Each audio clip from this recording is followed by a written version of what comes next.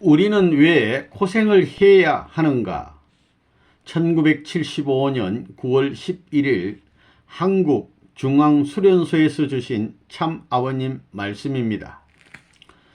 어떤 종교를 막론하고 고생을 하는 것은 목적을 향해 가는 과정에서 절대적인 요건이 되고 있습니다. 여기에 어째서 고생이 필요한가 하는 것이 문제입니다. 원리가 가르치는 대로 인간은 타락하여 무원리권으로 떨어져 버리고 말았습니다. 인간의 형태는 지니고 있지만 하나님의 본연의 이상에 따른 기준에서 보았을 경우 그것은 원리의 내용에 입각한 가치의 것이라고 볼 수 없습니다. 그러한 인간이 다시 창조 본연의 모습으로 돌아가기 위해서는 반대의 방향을 거쳐 가지 않으면 안 됩니다. 반대 방향이 되는 것은 결국 재창조의 길인 것입니다. 인간은 하나님을 주체로 하면 각자가 대상의 입장에 서게 됩니다. 만일 인간이 타락하지 않았다면 인간은 하나님의 대상이 되었을 것입니다. 본래 주체와 대상은 동일한 차원에서 이상을 이룰 수 있는 것입니다. 그러나 인간이 타락했기 때문에 하나님은 우리를 대상으로 인정할 수 없게 되었습니다. 하나님이 인간을 창조하신 목적이 무엇일까요? 첫째 목적은 인간을 기쁨의 대상으로 세우기 위해서입니다. 둘째 목적은 무형실체 세계와 유형실체 세계를 통하게 하기 위해서입니다. 유무형세계가 통하게 하려면 하나님 자체가 형태를 갖지 않으면 안 되는 것입니다. 이런 관점에서 아담은 어떤 존재입니까? 무형의 하나님이 자기의 형체를 빌어 실체 세계의 주체자로 서시게 하는 존재인 것입니다.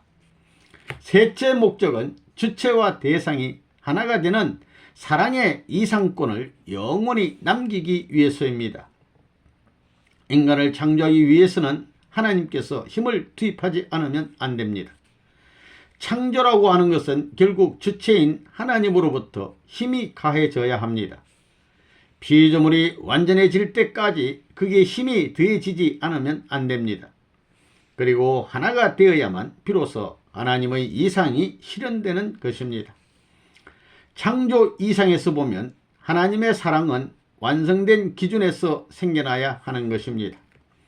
그 완성 기준까지 올라가려면 세 단계의 과정을 통과해야만 하는 것입니다. 그것은 성장의 기간이면서 하나님이 에너지를 투입하시는 기간이기도 합니다. 그 힘이 완전히 투입된 다음에 상대자로 선다면 거기서 비로소 힘이 되돌아오게 됩니다. 힘이 되돌아오기 위해서는 보다 더 큰 힘이 더해지지 않으면 안 됩니다. 이것이 바로 사랑의 힘입니다. 사랑 없이는 하나님이 투입하신 에너지가 되돌아올 길이 생겨나지 않습니다.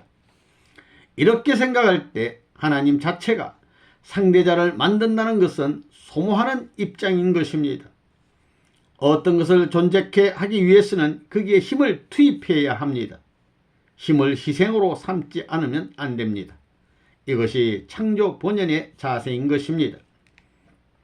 그러므로 재창조의 길, 복귀의 길을 거쳐가는 우리 인간으로서는 희생의 길을 가지 않으면 안 됩니다.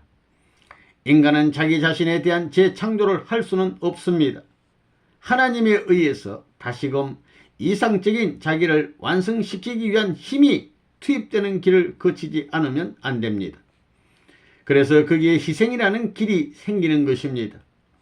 상대자를 만든다는 것은 결국 희생의 길인 것입니다. 그것이 원리의 본연의 기준이 되고 있으므로 이상세계 혹은 완성된 인간을 추구해 나아가는 종교에 있어서는 수구의 길을 가지 않으면 안 되는 것입니다. 자기를 중심으로 하여 현실 그 자체를 희생으로 삼지 않으면 안 되는 것입니다. 그 희생의 정도에 따라서 하나님의 본성이 복귀됩니다. 이른바 자기 나름대로 재창조의 길을 개척해 나가야 하는 것이 타락세계를 살아가는 우리의 입장인 것입니다. 그러므로 종교에 있어서는 수고와 고행의 길을 거쳐가지 않으면 안 됩니다.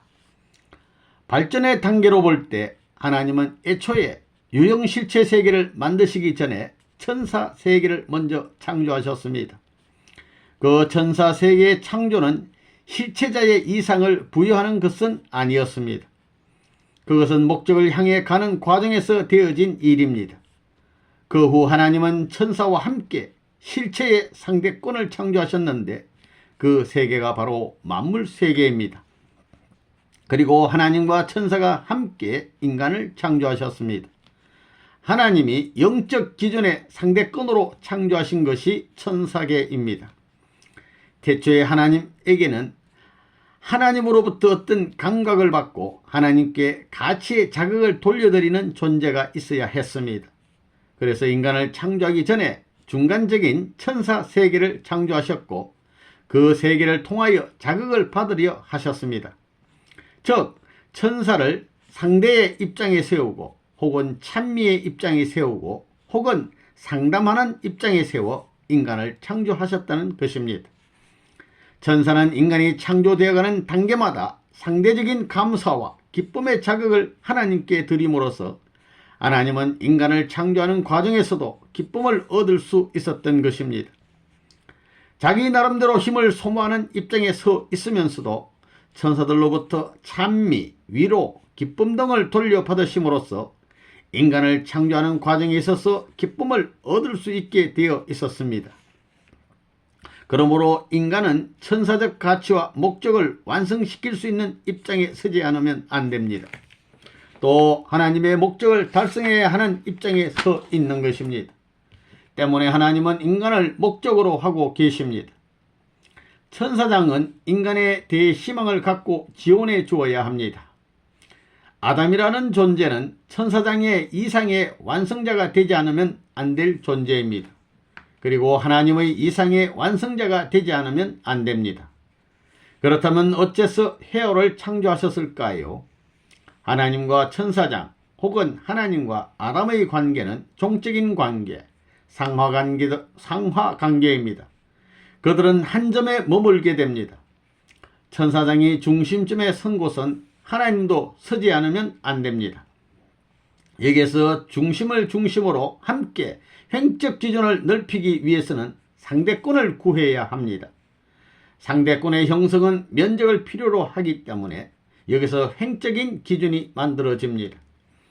종적인 관계를 행적으로 적용하자는 것이 창조의 목적입니다. 만약에 하나님과 천사장, 하나님과 아담이라는 입장에서 볼 때 모두 완성되면 중심은 하나에 머물게 됩니다. 그 종적인 하나의 점을 행적으로 넓히기 위해 헤어를 창조하셨습니다. 그러므로 종적인 사랑이 행적인 사랑으로 전개됩니다. 그러나 타락으로 인하여 그러한 입장을 취하지 못했기 때문에 그 입장을 다시 복귀해 나온 것이 지금까지의 섭리 역사였습니다. 하나님이 먼저 천사 세계를 창조하신 것과 마찬가지로 천사적인 사명을 먼저 완성시키지 않으면 안 됩니다. 그 다음에 아담의 목적을 완성시켜야 합니다. 아담이 하나님의 이상의 완성자로서 상대의 입장에 서면 거기에서 종적인 사랑의 이상이 행적으로 전개되었을 것입니다.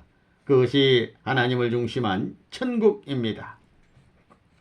여러분들도 부모와 종적인 관계를 맺고 살아갑니다. 만약에 부모가 없으면 행적인 상대권이 생겨나지 않습니다. 부모에 대한 사랑의 실감이 행적으로 적용되어야 이상적인 상대권이 성립됩니다. 그러므로 종적으로 하나가 된 뒤에는 반드시 행적으로도 하나가 되어야 합니다. 하나님을 중심한 사랑을 주체로 하여 그것을 행적으로 연결시키고자 아담과 에아를 창조하신 것입니다.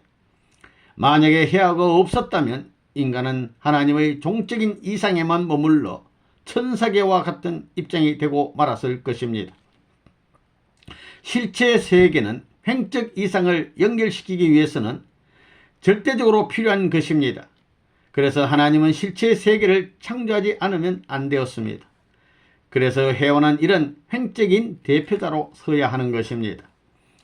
아담 헤아가 하나 되었을 경우에는 함께 상대가 되고 또 주체 대상 관계가 됩니다. 일체가 된 기준에서 보았을 때 하나님은 종적인 주체자가 됩니다. 그러므로 사랑의 중간기관으로서 종행으로 연락을 취할 수 있게 됩니다. 여기서 영적 이상과 실체적 이상이 이루어집니다. 아담이 완성되면 하나님께서 투입한 그 힘이 마이너스가 되는 것이 아닙니다. 하나님을 향하는 아담의 이상이 하나님께 이끌리는, 하나님을 찾는 그러한 힘의 작용이 되므로 결국 하나님이 투입한 것보다도 더 큰 힘이 되어 돌아갈 수가 있습니다. 그리고 하나님을 자극할 수 있습니다. 그 자극의 내용이 이른바 사랑이라는 것입니다. 사랑 없이는 되돌아갈 수 없습니다. 하나님이 투입한 것 이상의 강한 사랑이 하나님께 되돌아가는 것이므로 거기서 하나님은 기쁨을 느낄 수가 있는 것입니다. 부모는 자식을 사랑합니다. 사랑의 길에는 희생이 기반이 되고 있습니다. 사랑하는 자녀에 대해서는 희생을 하더라도 아무런 고통을 느끼지 않습니다. 왜냐하면 자녀에 대한 사랑의 심정이 그 속에 스며 있으므로 아무리 힘을 투입하더라도 그 사랑에 의해 다시금 힘이 되돌아와서 자극이 되기 때문입니다. 힘을 투입하면 할수록 어버이는 거기서 기쁨을 느낍니다. 괴로움을 딛고 넘는 힘의 자격을 받아서 기뻐하게 되는 것입니다. 남녀 사이에도 사랑하는 사람에 대해서는 희생을 하더라도, 자기의 생명을 걸더라도 기쁨을 느낍니다.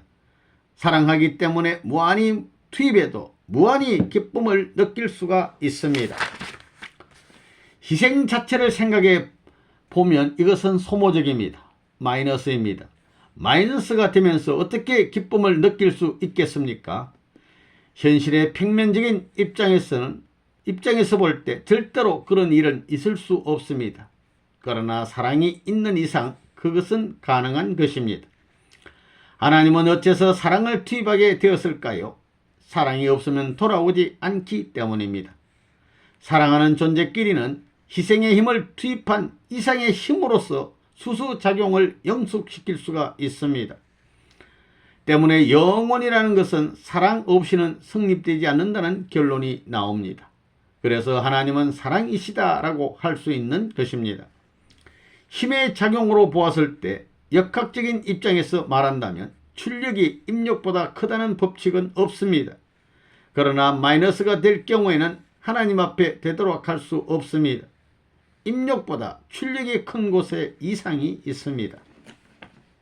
그러므로 진정한 어버이와 자식, 진정한 부부, 진정한 형제 관계가 성립되려면 희생적인 사랑을 실현하는 입장에 서야 합니다. 그렇지 않으면 진정이라는 이름이 결코 성립될 수 없습니다. 자녀들은 부모가 자기들을 위해 희생적으로 살아가는 모습을 보고 부모의 사랑을 느낍니다. 희생이 되는 부모는 슬픈 입장입니다. 그러나 자녀들이 그것을 완전히 이해하고 거기에다가 자기의 사랑을 플러스시켜 부모에게 되돌려드리면 부모는 희생이 되는 것 이상으로 기뻐하게 되는 것입니다. 진정한 부부란 서로 상대를 위해 희생적인 사랑을 실현하며 살아가는 부부입니다. 상대자와 함께 간다는 입장에 서면 희생의 힘이 더하여 영속적으로 사랑이라는 것이 되돌아옵니다. 그런 인생관과 가정관을 가지고 맺어진 부부는 영원히 하나가 될 수 있습니다. 진정한 친구 관계는 친구를 위해 서로 희생적인 사랑을 베푸는 관계를 의미합니다. 사랑이 위치를 잡고 서기 위해서는 진정으로 희생을 하고 베풀어주는 입장을 취해야 합니다. 사랑의 배후에는 언제나 희생이 따르는 것입니다. 하나님은 지금까지 인간을 진정으로 사랑할 수 없었습니다. 인간이 타락했기 때문에 그가 완성될 때까지 진정한 사랑을 할 수가 없습니다. 하나님은 사랑의 대상자가 완전히 완성될 때까지 모든 것을 투입합니다. 자식이 성장하여 결혼할 때까지 부모는 일체를 투입합니다. 부모에 대한 심정권을 알 때까지 모든 것을 희생하고 힘을 투입합니다. 자녀들이 부모의 심정을 알게 되고 효도를 하는 입장에 서게 되면 부모는 희생한 모든 것을 잊고 기쁨을 느끼게 됩니다. 그것이 사랑의 길입니다.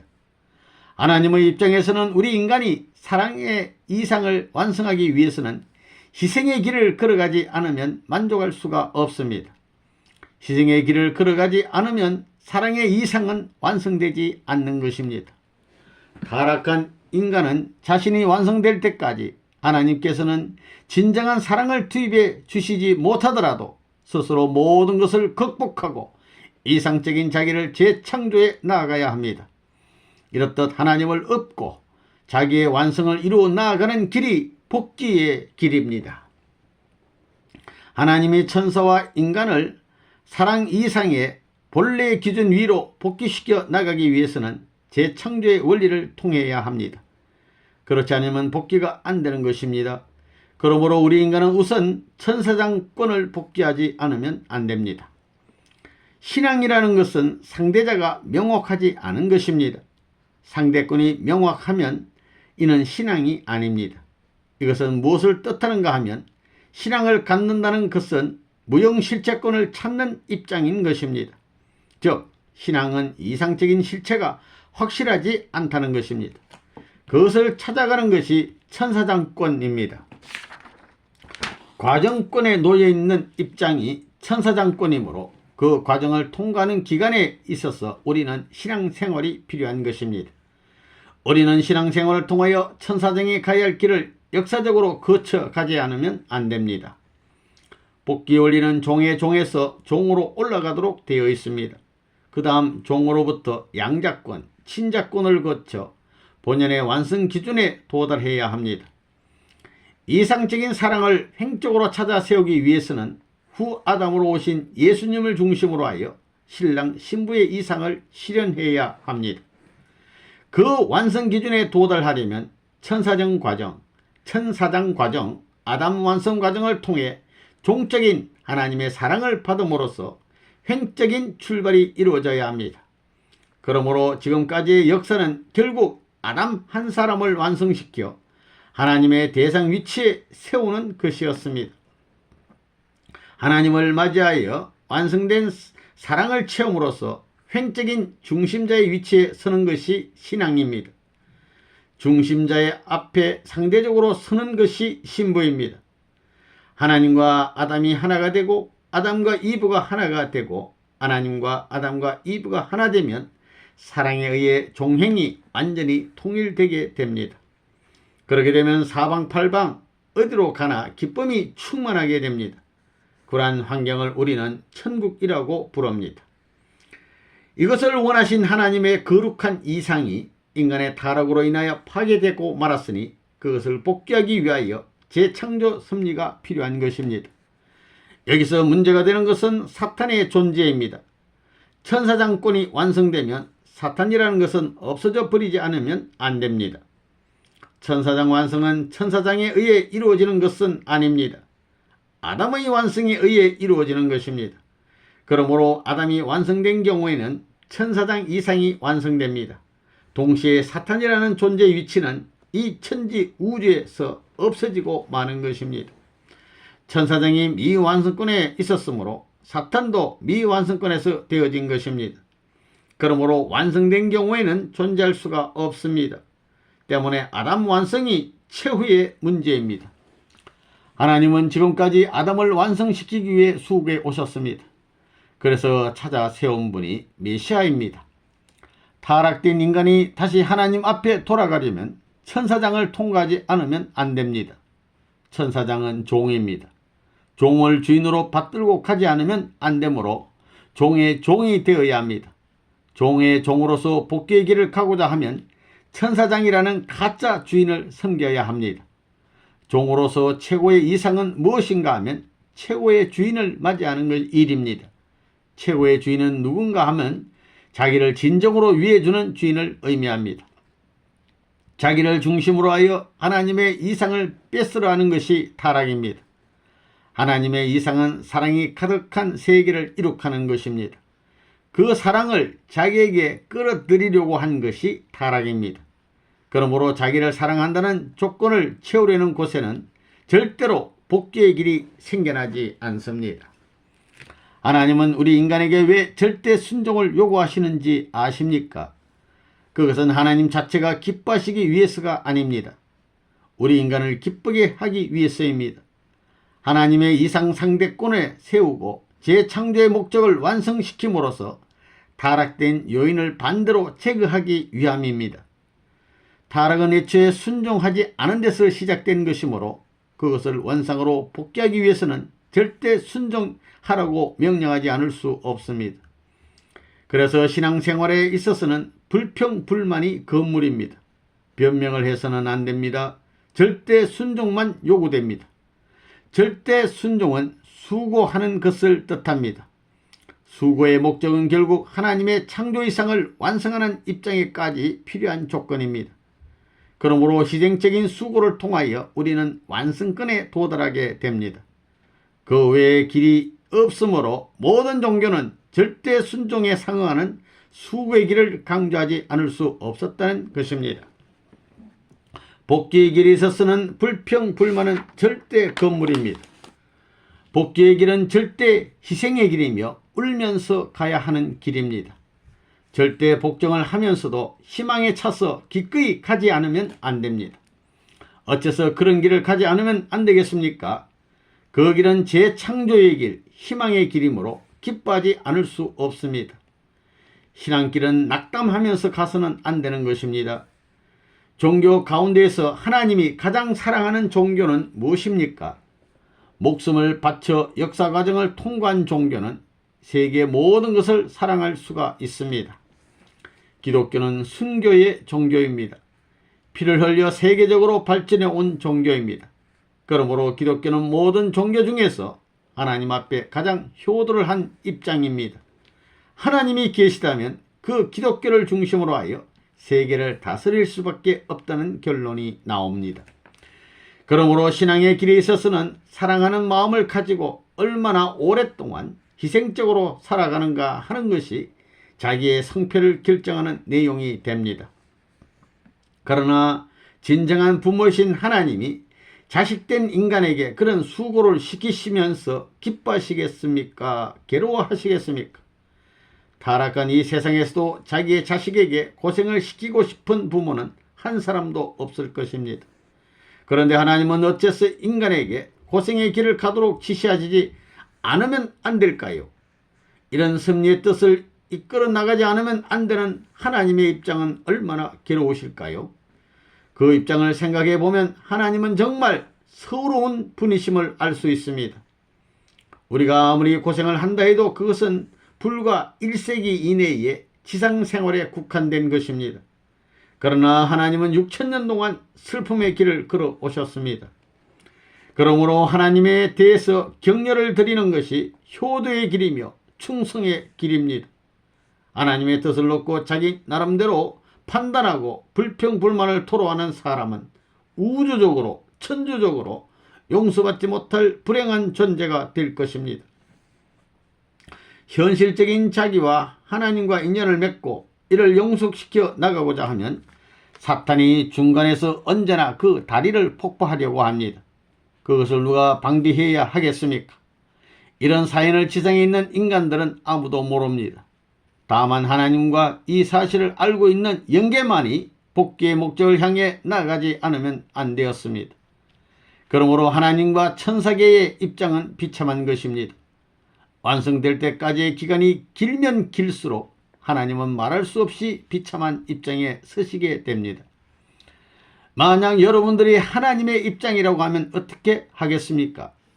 우리가 아무리 수고를 한다 해도 한평생은 불과 몇십 년에 지나지 않습니다.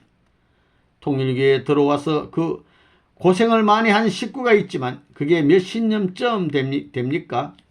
10년도 되지 않는 식구들도 많이 있지 않습니까? 그런데도 힘든다든가 괴롭다든가 하는 말은 있을 수 없습니다. 천주적인 빛을 지고 변상할 길을 찾지 못하는 비참한 운명길을 가는 것이 타락인간입니다. 그런데도 불구하고 얼굴을 치켜들고 하나님께 불평을 한다는 것은 꿈에도 생각할 수 없는 일입니다. 하나님의 입장을 알고 있는 우리로서는 부모에 대하여 효도를 하지 않으면 안 됩니다. 부모의 괴로움을 자신이 모두 맡으려고 하는 사람이 있다면 그는 진정한 효자가 될 수 있다는 말입니다. 아벨은 재창조 과정을 통과하는 입장인 동시에 재창조 섭리를 하시는 하나님의 심정과 일체적인 입장에 서야 합니다. 하나님의 심정으로 수고의 길을 통해 승리권을 가짐으로써 하나님의 사랑의 상대권, 이른바 개인권을 하나님께 돌릴 수가 있게 됩니다. 그러므로 사랑의 심정으로 가인을 굴복시키지 않으면 안 됩니다. 횡적 관계에 있어서 아벨은 하나님의 입장입니다. 아벨은 하나님이 타락 인간을 대하듯이 계속적으로 사랑의 마음을 가지고 가인 한 사람을 복귀시키기 위해 최선을 다해야 합니다. 아벨의 길은 희생의 길입니다. 이를 행함으로써 지상에 하나님의 사랑이 실현되었다고 하는 조건이 생겨나게 되는 것입니다. 목숨을 걸고 희생의 길을 가는 사람 앞에는 여한 자도 머리를 숙이게 됩니다. 그래서 아벨의 역사는 피를 흘리는 역사가 되어 왔습니다. 이것이 성서의 근본 사상입니다. 제가 세계 전체를 책임지겠으니 하나님 좀 쉬십시오. 제게 모든 십자가와 모든 탕감의 길을 맡겨주십시오 하는 것이 메시아의 입장입니다. 예수는 겟세마네 동산에서 내 원대로 마옵시고 아버지의 원대로 하옵소서라고 최후의 기도를 드렸습니다. 그것은 모든 십자가를 자기가 홀로 지고 하나님을 쉬게 하겠다는 입장, 즉 메시아의 사명감이 담긴 토로입니다. 영계와 지상 세계 혹은 하나님의 심정 세계에 있어서 하나님께 괴로움이 있으면 모든 것을 자기가 책임지겠다고 하는 것이 메시아의 사명입니다. 메시아는 괴로운 일이 있다 하더라도 괴롭다는 생각조차 할 수 없는 입장에 서 있는 것입니다. 우리의 인생길이 괴롭다 하더라도 그것은 오래가야 100년에 지나지 않습니다. 이 기간을 극복할 수 없다는 것은 말이 안 됩니다. 우리가 아무리 노력을 해도 하나님께는 면목이 없습니다. 자기가 자기를 자랑하는 행위는 타락 인간의 신앙길에서는 있을 수 없는 일입니다. 타락은 자기를 중심으로 하여 모든 것을 비교하는 데서 비롯됩니다. 그러한 행위의 결과는 불만으로 표출되고 반발적인 행동으로 나타납니다. 그러므로 신앙자에게는 불만은 금물입니다. 신앙생활에 들어섰으면 자신의 생각을 부인해야 합니다. 비교하고 대조하지 말아야 합니다. 비교 대조를 하겠다고 나서면 불만이 생겨납니다. 그러한 건성은 사탄의 혈통을 이어받았기 때문에 생긴 것입니다. 이것은 자기를 완전히 부인함으로써 지워버릴 수가 있습니다. 즉 완전히 심판이 끝났다는 결과가 되기 때문입니다. 완전히 청산해 버렸다는 것은 완전히 탕감해 버렸다는 결과가 되는 것입니다. 완전히 탕감했으므로 재창조되는 길이 열리는 것입니다. 이런 기준에서 여러 가지 경전이 씌어진 것이므로 종교의 본질을 모르는 입장에서는 그것을 이루어가기란 힘든 일입니다. 현실적으로 괴롭다고 해서 자기 부정과 자기 희생을 싫어하면 재창조의 길은 열리지 않습니다. 하나님을 위해 희생의 길을 걸어온 사람은 때가 되면 그 이상의 가치권에 세울 수 있습니다. 재물에 대해서는 하나님도 고개를 숙일 수밖에 없습니다. 완전 부인해서 완전 재창조가 가능합니다. 그러므로 신앙생활에서는 불평이 금물이라는 것입니다. 불평을 한다는 것은 하나님을 공격하는 일인 것입니다. 은혜를 갚지 않으면 안 되는 인간 입장에 서 있음에도 불구하고 하나님께 대해 불평을 하는 것은 절대로 있을 수 없는 일입니다. 지금까지 선생님의 생애가 그러합니다. 감옥에 끌려가서도 고문으로 인해 피를 토하는 입장에서도 추워도 하나님을 원망하지 않았어요. 전 세계가 반대하더라도 사탄권과 인연을 끊을 수 있다는 것을 생각하면 감사한 마음이 듭니다. 원수꾼이 남아있는 한 바퀴를 다 돌 때까지 반대에 부딪히는 것은 당연한 이치인 것입니다. 불평을 하지 맙시다. 범사에 감사합시다. 묵묵히 하나님의 뜻을 실천하는 참된 아들딸이 됩시다.